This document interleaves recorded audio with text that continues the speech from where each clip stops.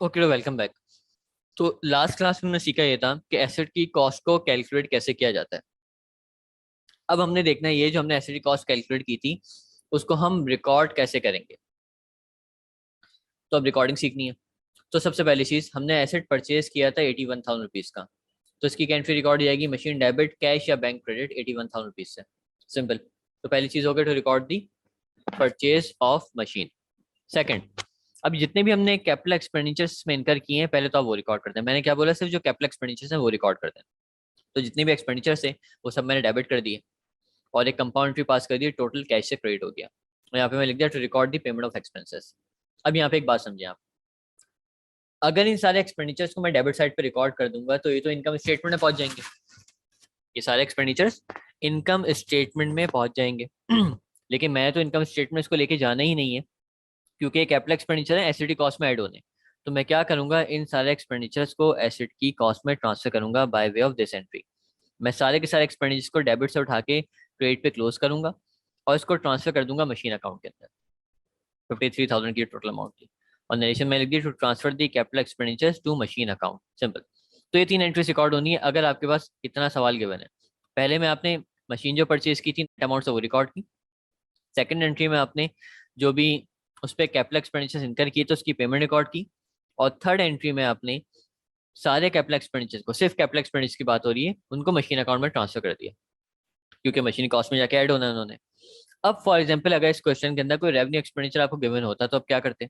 आप सिंपली एक entry record कर देते, जो भी एक्सपेंसेस है रेवेन्यू एक्सपेंडिचर इसी तरह की एक एंट्री सारे डेबिट कर देते और कैश को क्रेडिट करके लिख देते to record the payment of revenue expenditures और कहानी वहाँ पे खत्म हो जाती।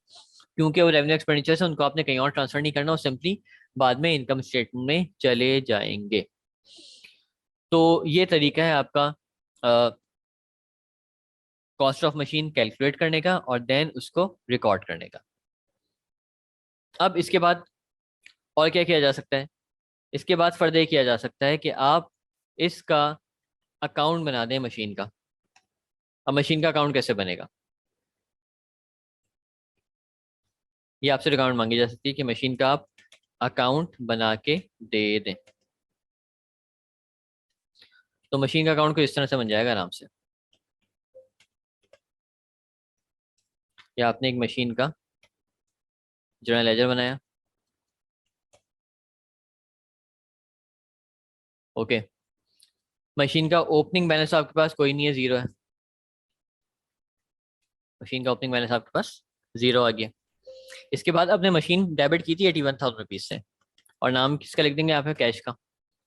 और इसके बाद आपने बहुत सारे एक्सपेंडिचर्स इनकर किए थे मशीन पे, जो कि यहाँ पे आके मशीन के अकाउंट में ट्रांसफर हो गए।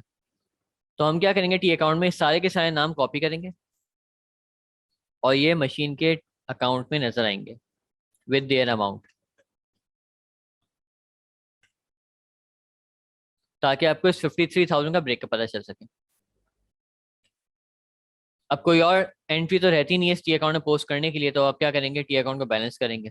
पहले तो इसकी फुटिंग कर ली जाएगी। ये हो गई टी अकाउंट की आपकी फुटिंग।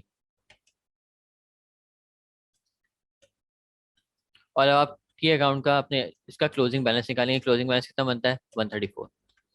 तो इस तरह से आपका मशीन का अकाउंट कंप्लीट हो जाता है। तो आपसे अगर पूछा जाता है कि मशीन का टी अकाउंट बना के देते हैं तो दिस इज द वे जिसमें आप अपना टी अकाउंट बनाएंगे। और अगर इसमें आपके पास कोई क्वेश्चन है तो आप प्लीज़ कमेंट सेक्शन में पूछ सकते हैं। Thank you.